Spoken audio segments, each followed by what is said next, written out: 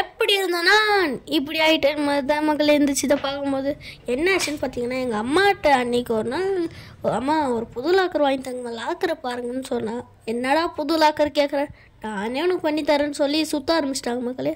நம்மள்ட்டே சவால் வர்றாங்க, எப்படி பண்ணுறாங்க நம்மளும் பார்க்கலாம் வாங்க. இந்த மாதிரி உங்கள் வீட்லேயும் இருந்துச்சுன்னா நீங்கள் இது மாதிரி ட்ரை பண்ணுங்கள். நானே கடைசியில் பார்க்கும்போது நல்லா தான் மக்கள் இருந்துச்சு.